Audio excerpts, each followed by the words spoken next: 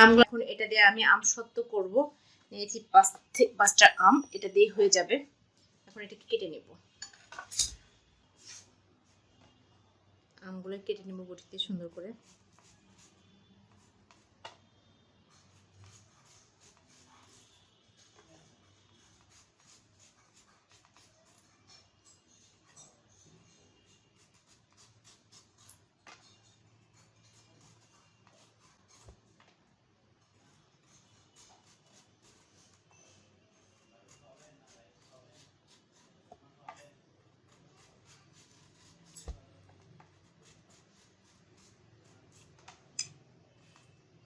কোনো সবুজ অংশ নাই, এভাবে পুরোটা কেটে নেব।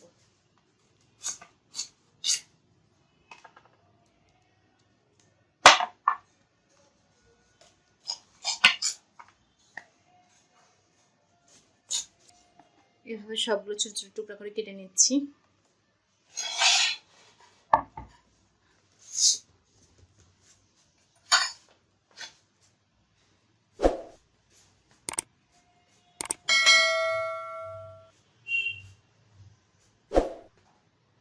আসলে আমের সিজনে কাজ করতে ভালোই লাগে, আমের গন্ধটা খুব সুন্দর কাটার সময়। সবগুলো আম কাটা, এখন এগুলো সুন্দর করে ধুয়ে নিব।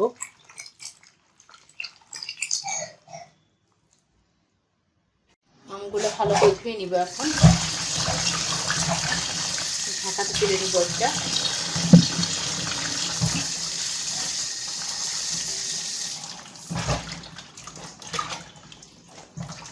এই গেল আম কাটা পরিষ্কার করা। এখন চুলায় সুন্দর করে আমি সিস্টেম করব। বেশি চুলায় কড়াইটা আমি গরম করে নিয়েছি। এখন যে কাজটা করব,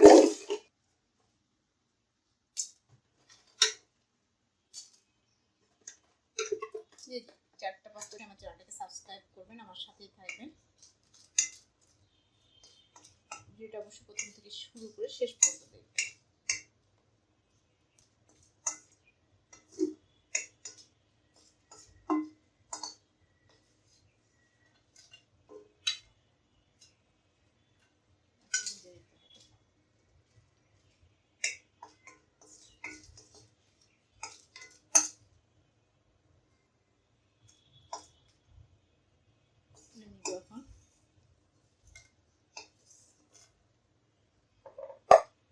এখন এর মধ্যে দিয়ে দেবো পর্যাপ্ত পরিমাণ আমগুলো দিয়ে পানি দিয়ে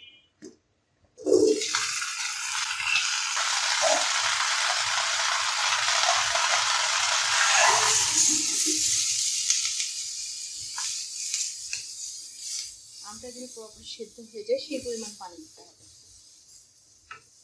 আমি একটু লবণ অ্যাড করে দেবো তাড়াতাড়ি সেদ্ধ করার জন্য।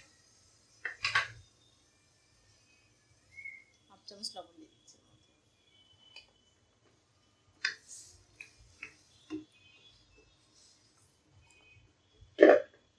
এখন মরিচগুলো আমি গুঁড়া করে নিব। এদিকে আমটা সেদ্ধ হচ্ছে।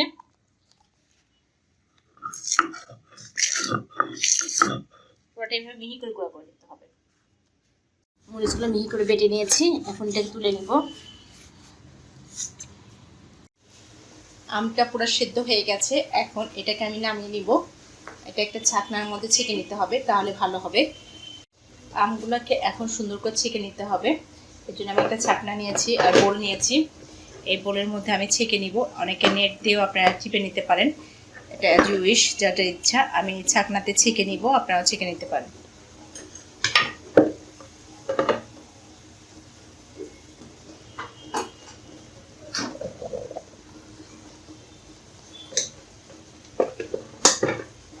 সাবধানে হালকা অল্প অল্প করে নিব আমি।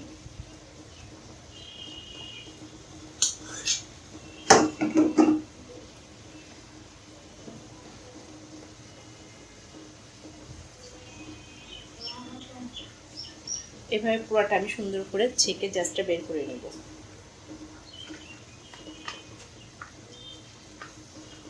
কোনো ময়লা থাকবে না, কোনো কিছু থাকবে না এর মধ্যে। একটা কাপড় দিয়ে আপনারা চিপে বের করে নিতে পারেন এটাকে।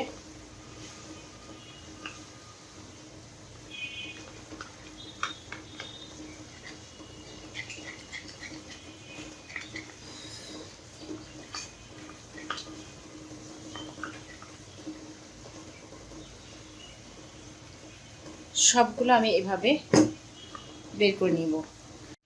কড়াইটা এখন গরম করে নিলাম চুলাতে। এখন এটা সব কাইটা পরে দিয়ে দেব। এভাবে পুরোটাই দিয়ে দিতে হবে।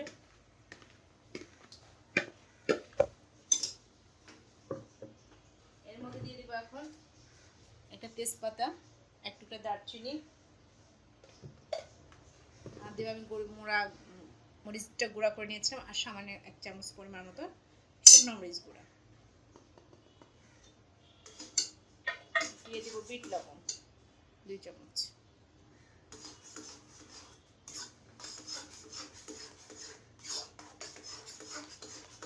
কালারটা একদম বাদে যেমন পাওয়া যায় সেরকম সুন্দর একটা কালার আসবে।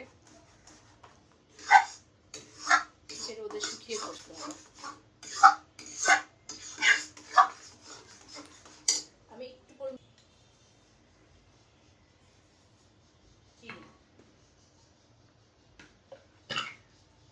রান্নার লবণ 1/2 টেবিল চামচ,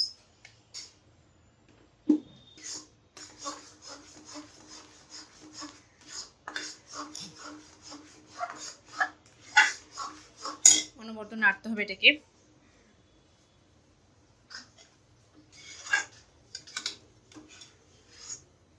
ধরে না যায়।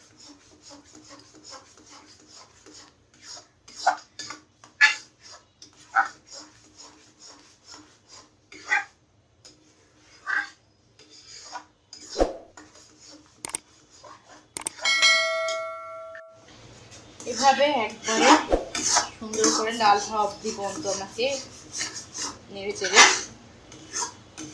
দিতে হবে। কালারটা চেঞ্জ হচ্ছে আস্তে আস্তে, আরো চেঞ্জ হয়ে যাবে।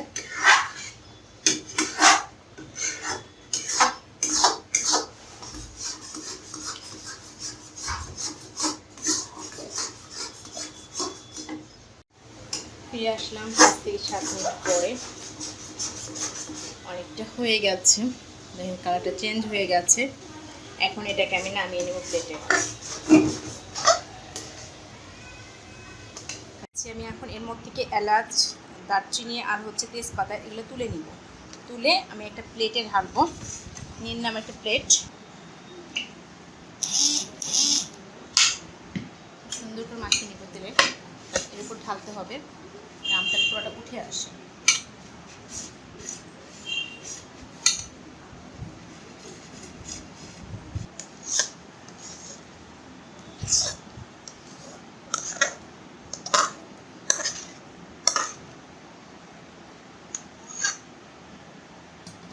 খুব মোটা হবে না, পাতলাও হবে না।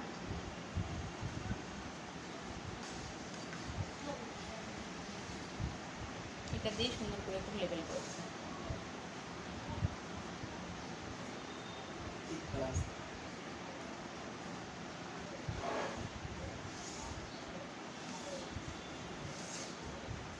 হয়ে গেল। কালারটা চেঞ্জ হয়ে গেছে অনেকটা। এখন রোদে শুকালেই হয়ে যাবে আমসত্ব। 2 থেকে 3 দিন শুকাতে হবে এটাকে। প্লেটে বেশি মোটা হয়ে যাচ্ছিলো, অত মোটা করবো না। এটাতে সুন্দর করে সরষের তেল মাখিয়ে সুন্দর করে একটা সাজে ফেলে দিলাম।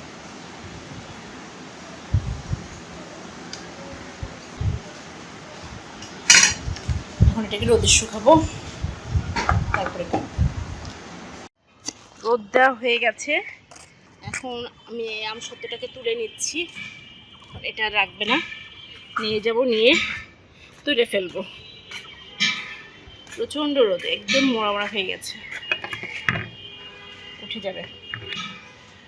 ঠিক আছে, হয়ে গেছে আমার আমসত্বটা। আমি রোদ থেকে নামিয়ে নিয়েছি। এখন এটাকে তুলে নিব। সাইড থেকে একটু ছুরি দিয়ে এরকম চেড়ে নিব, তাহলে মানে সাইডে লেগে গেছে, শক্ত হয়ে গেছে।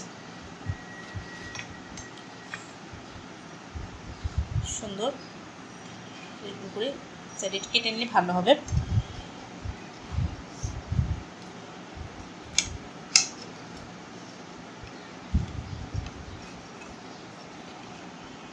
খুব বেশি মোটা করা যাবে না, খুব বেশি পাতলা করা যাবে না। আপনাদের ইচ্ছা মতো যে যেমন করে খায় তেমন করতে পারেন, সমস্যা নেই। তবে আমি খুব বেশি মোটাও করিনি, পাতলাও করিনি। তারপর 2 থেকে 3 দিন লেগে গেছে শুকাতে। আবহাওয়ার উপর ডিপেন্ড করে এটা। আর যারা রোদ পাবে না তারা কিন্তু গ্যাসের চুলার নিচে রেখে রেখেও করতে পারবে। কি সুন্দর একবার উঠে আসবে।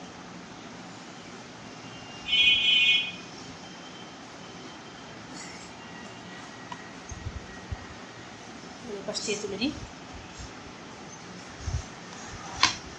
দেখেন পুরো একবারে হয়ে গেছে প্লেটের মতো। এখন এটাকে আমি সাইজ করে টুকরো টুকরো করে কেটে নিব। আমি রোল করে দিচ্ছি, রোল করে রাখতে ভালো হবে তাই রোল করে রেখে দিলাম।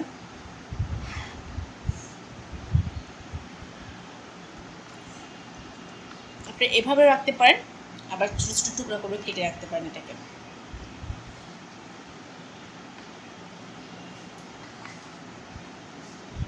এভাবে আমি ছোটো ছোটো টুকরো করে দিব, খেতে ভালো লাগবে।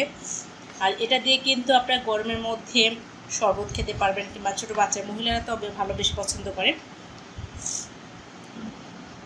সুন্দর রোল করা হয়ে গেল। এভাবে রাখতে পারেন কিংবা ছোটো ছোটোকে কেটেও রাখতে পারেন।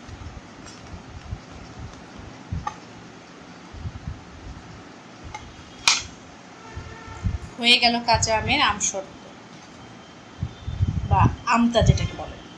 এক এক জায়গায় এক এক ভাষা। আমসত্ব আমতা দুটো একই জিনিস, আম দিয়ে তৈরি হয়। পাকা আমে বেশি মজা লাগে, কাঁচা আমেও ভালো হয়, সেটা দেখানোর জন্য আপনাদের সঙ্গে শেয়ার করলাম। সবগুলো কেটে নিলাম আমি এভাবে, একটা একটা করে খাবো। হয়ে গেলে আমার আমসত্ব করা। আপনারা বাসায় তৈরি করে খাবেন, সেক্ষেত্রে তৈরি করে যদি আপনাদের উপস্থিত কেক খেতে ভালো লাগে অবশ্যই আমাকে কমেন্ট করে জানাবেন। বন্ধু বান্ধব আত্মীয় সবার সঙ্গে আমরা শেয়ার করব। প্লিজ আমার চ্যানেলটাকে সাবস্ক্রাইব করবেন, পাশের বেল আইকনে ক্লিক করবেন, সেক্ষেত্রে পরবর্তী যে রেসিপি করি না কেন পেয়ে যাবেন খুব সহজে নোটিফিকেশন আকারে। আমরা সবাই ভালো থাকবো, সুস্থ থাকবো, আবারও হাজির হবো অন্য কোনো টিপসে বা রেসিপিতে। দেখা হবে। আল্লাহ হাফেজ।